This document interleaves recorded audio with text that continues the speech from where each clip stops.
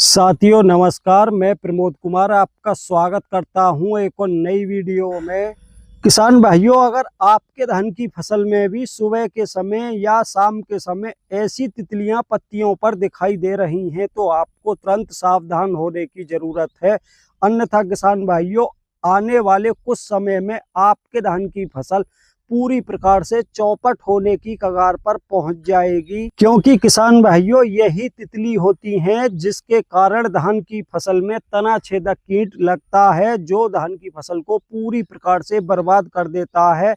किसान भाइयों, यही तितली आपके धान की पत्तियों पर छोटे छोटे अंडे देती हैं। उनका साइज देखने में ऐसा लगता है जैसे गेहूं का दाना होता है, उतना ही बड़ा इस तितली का अंडा होता है। जैसा कि किसान दोस्तों आप देख पा रहे हो, ये जो अंडा है इसी तितली ने रखा है। किसान भाइयों, इस एक अंडे के अंदर लगभग 100 से 150 200 लार्वा निकलते हैं, जो आपके धान की फसल में अंदर घुसकर तना छेदक के रूप में धान की फसल को नुकसान पहुंचाते हैं। और अधिकतर किसान भाई उस समय पर स्प्रे करते हैं या कीटनाशक दवाओं का बिखराव करते हैं जब उनके धान की फसल में काफी अधिक तना छेदक कीट नुकसान पहुंचा चुका होता है। उस अवस्था में इस कीट की रोकथाम करना बहुत ही कठिन होता है। तो किसान भाइयों, तना छेदक से धान की फसल को सुरक्षित रखने का उचित समय यही होता है जब आपको आपके धान की फसल में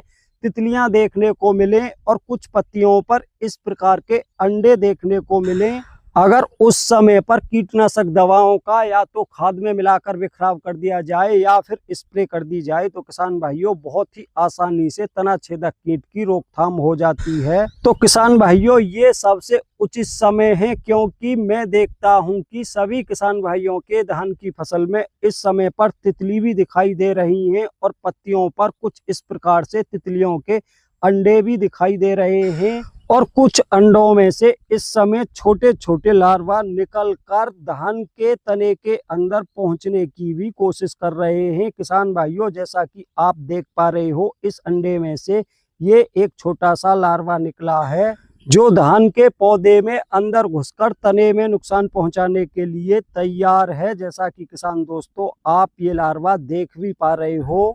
किसान भाइयों, अंडे में से ऐसे ही छोटे छोटे लार्वा निकलते हैं जो धान के तने के अंदर पहुंचकर उसको अंदर से खोखला कर देते हैं और फिर कुछ इस प्रकार का नुकसान देखने को मिलता है, जैसा कि आप इस धान की फसल में देख पा रहे हो। और आप में से अधिकांश किसान भाई जब ऐसा नुकसान अपने धान की फसल में देखते हैं, वो जब कीटनाशक दवाओं का या तो खाद में मिलाकर बिखराव करते हैं या फिर स्प्रे के रूप में कीटनाशकों का प्रयोग करते हैं। लेकिन किसान भाइयों, जब तक काफी देर हो जाती है, क्योंकि बहुत सारे पौधे तना छेदक कीट के कारण सूख जाते हैं। लेकिन किसान भाइयों, आपको कीटनाशक उस अवस्था में भी डालने पड़ते हैं जब आपके धान की फसल में ढेर सारा नुकसान देखने को मिलता है। तो क्यों ना नुकसान होने से पहले कीटनाशक दवाओं का बिखराव कर दिया जाए या फिर स्प्रे कर दी जाए, जिससे हमारे धान की फसल आने वाले समय में तना छेदक और पत्ती लपेट कीट से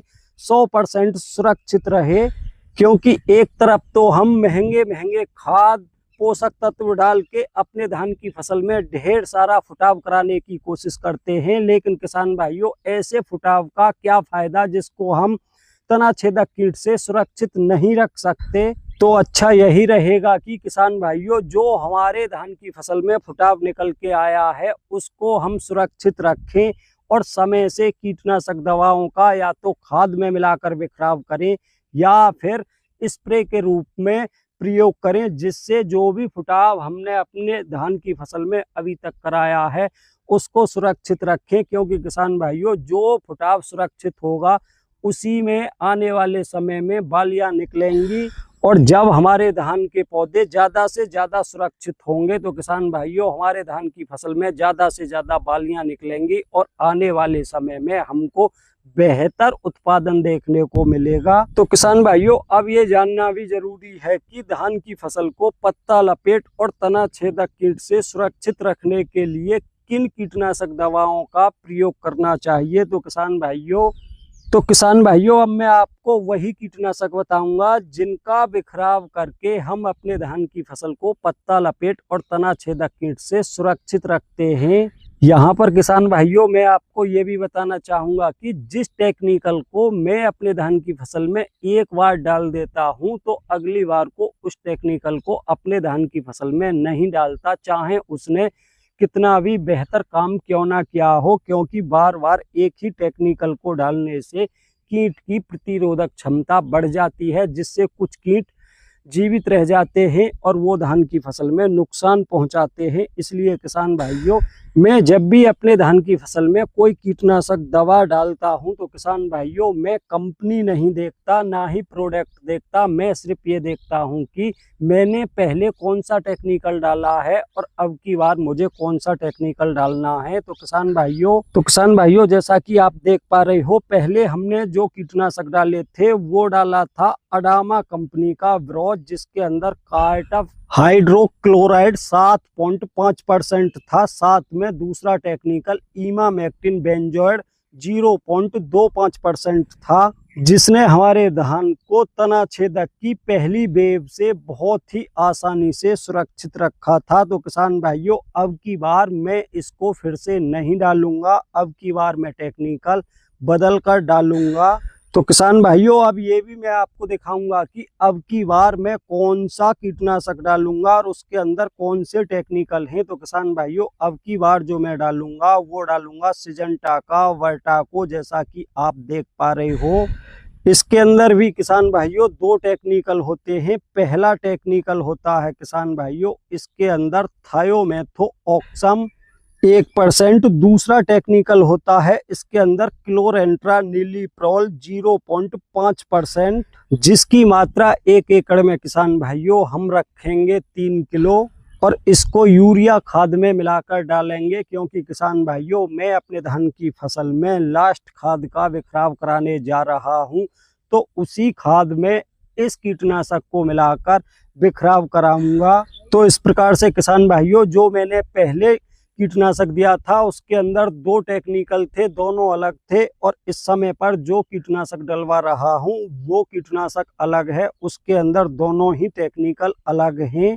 तो किसान भाइयों, आप भी अपने धान की फसल में जो भी कीटनाशक डालें, खाली ये ना देखें कि हमने ब्रांड चेंज कर दिया, कंपनी चेंज कर दी। आपको ये ध्यान रखना है कि आपने जो पहले कीटनाशक डाले थे, चाहे स्प्रे की हो या खाद में मिलाकर डाले हो, किसान भाइयों, उनके अंदर कौन से टेक्निकल थे, अब की बार टेक्निकल बदल कर डालें, जब ही आपको सही और पूरा रिजल्ट मिल पाएगा। अन्यथा किसान भाइयों, आपने फिर से वही टेक्निकल डाल दिए जो आपने पहले अपने धान की फसल में डाल रखे हैं, तो आपको उतना बेहतर रिजल्ट देखने को नहीं मिलेगा। और जो किसान भाई ये जानना चाहते हैं कि हमको खाद में मिलाकर कीटनाशक नहीं डालने, हमको अपने धान की फसल में स्प्रे करनी है, तो किसान भाइयों कमेंट करना, मैं आपके लिए कुछ ऐसे कॉम्बिनेशन बताऊंगा जो एक ही स्प्रे में पत्ता लपेट तना छेदक कीट को